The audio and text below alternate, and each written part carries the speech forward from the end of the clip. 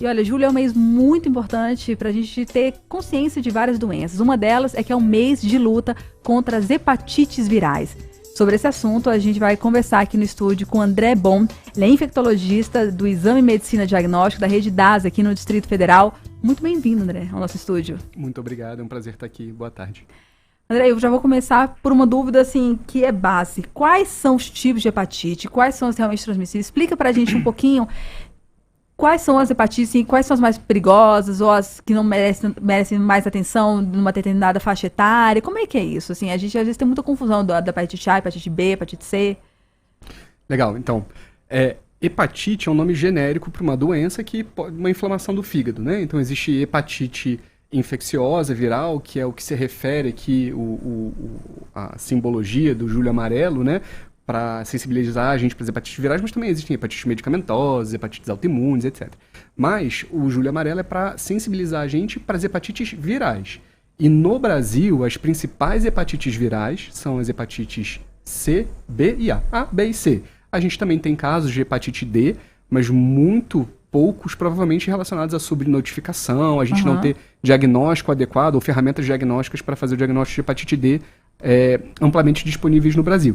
Mas as principais, segundo o último boletim epidemiológico do Ministério agora de 2022, né, são as hepatites C, B e A. C, B e A. E qual é a gravidade delas? A gente tem um impacto, né, que pode acarretar até a morte, mas como é que é isso? Que pode causar uma doença não tratada? Então, as hepatites A, B e C, elas têm pequenas diferenças, né? A gente pode dizer que a hepatite A é uma doença majoritariamente aguda, então ela vai causar diarreia, febre, náuseas, vômitos, geralmente é autolimitada e na sua forma grave pode evoluir para uma hepatite fulminante, esse paciente eventualmente precisar de transplante, mas isso é infrequente. Tá? Então a hepatite A é uma doença aguda, autolimitada, que se resolve. As hepatites B e C também podem causar hepatite aguda, né, com esses mesmos sintomas muito semelhantes da hepatite A. Mas o grande problema das hepatites B e C é que elas são hepatites que podem cronificar. E aí a pessoa que adquire essa doença depois de sintomas iniciais ali, leves, ela se torna assintomática e muitos anos depois vai desenvolver doenças crônicas do fígado, como cirrose, eventualmente cânceres relacionados a esses vírus e a cirrose e a hepatite. Então, o grande problema das hepatites B e C não são a infecção aguda em si, mas a cronificação dessa doença que pode acontecer em algumas pessoas. Não são todas as pessoas que pegam hepatite B e C que vão cronificar, né? Isso depende do momento da vida, se é criança, se é adulto, se é hepatite B, se é hepatite C, mas existe a possibilidade de cronificação em uma parcela dessa população e essa cronificação pode levar a doenças graves e bastante morbidade. Como é que eu sei que, assim, você falou, tem esses sintomas iniciais que depois fica ok, aí fica assintomático.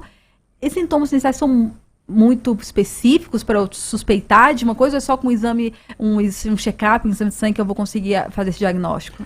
Então, quando o sintoma é muito florido, né? Então, quando a pessoa tem muitas náuseas, diarreia, fica com o olho amarelo, mão amarela, que a gente fala, essa pessoa está com uma icterícia, né?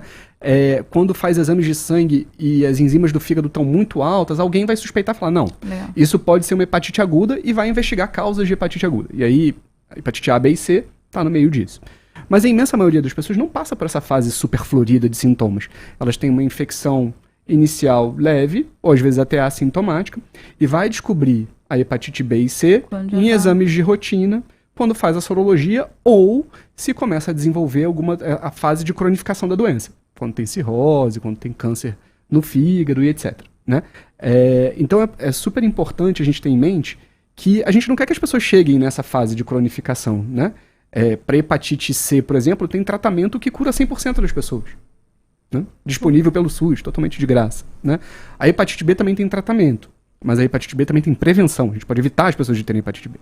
Então, para a gente evitar que as pessoas cheguem nessa fase de cronificação, é importante o diagnóstico no meio do caminho. Né? Se ela se contaminou e não sabe, não teve esses sintomas, fazer as sorologias para a detecção dessa doença e ver se ela precisa de algum tratamento ou o que vai precisar fazer de acordo com o seu estágio da doença. Né? Isso é extremamente importante para hepatite B e hepatite C. Então, os profissionais de saúde precisam estar conscientes em relação a isso E o próprio paciente também, né? Eventualmente falar, ó, doutor, eu nunca fiz um teste de hepatite C, eu nunca fiz um teste de hepatite B, eu não sou vacinado para hepatite B, como é que eu faço para me vacinar?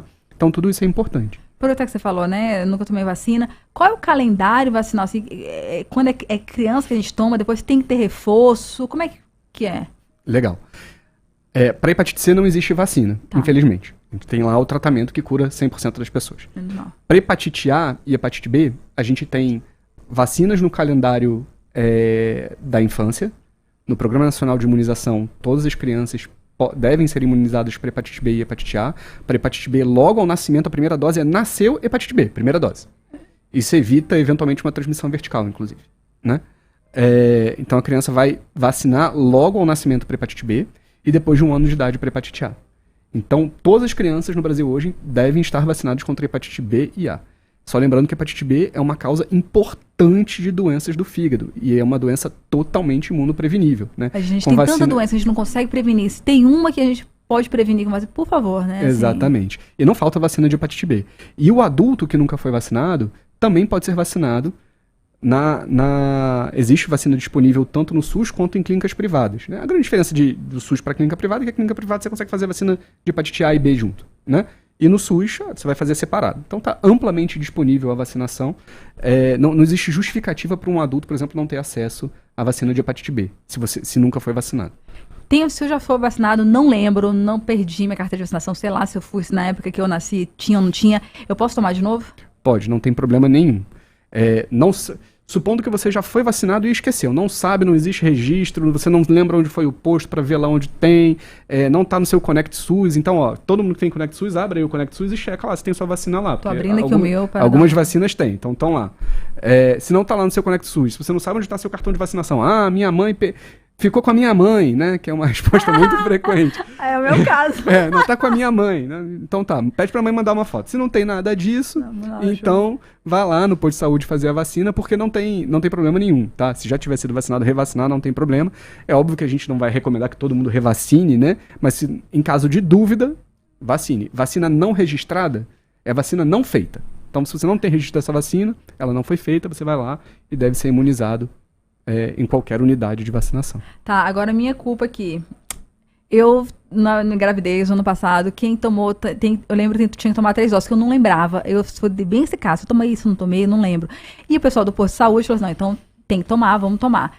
Tomei a primeira, aí depois, se eu não me engano, era 1 mês, tinha que tomar uma segunda, e a dose de reforço era 6 meses, 1 ano depois. Isso. Eu não tomei, porque aí depois o filho nasceu, eu fiquei, modo mãe, quem tem filho pequeno sabe como é que é. Eu posso tomar de novo, não posso tomar. Toda vez que a pessoa vai tomar, são essas 3 doses mesmo, com esse intervalo, é só porque eu estava grávida? Como é que é?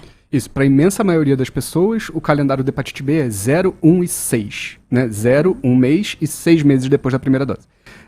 Não existe, você não perde vacina atrasando dose. Então, legal. Se era para você ter tomado a vacina 1 ano atrás e ainda não tomou, pode ir lá fazer a sua 3ª dose, não tem problema nenhum, vai ser eficaz, vai funcionar do mesmo jeito. Não precisa reiniciar o esquema, nem nada disso, tá?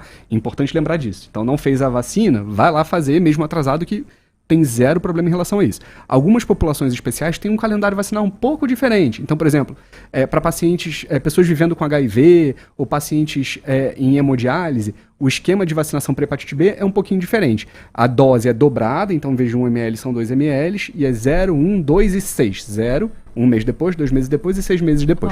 Para essas populações é um pouquinho diferente, porque eles têm uma resposta pior à vacina, então a gente precisa de uma dose maior e um pouquinho mais de dose. Mas de uma forma geral, para a população geral, são 3 doses de 1 ml amplamente disponíveis. E não tem problema se atrasou ir lá tomar a vacina. Pode deixar, então vai ser minha lição de casa. Isso, por favor, vou sair daqui pro posto, tomar e atualizar. André Bon, infectologista, muito obrigada pela aula, pela explicação e para lembrar essa consciência, né, contra todas as hepatites virais. Muito obrigada. Eu que agradeço aqui a oportunidade e vacinem-se.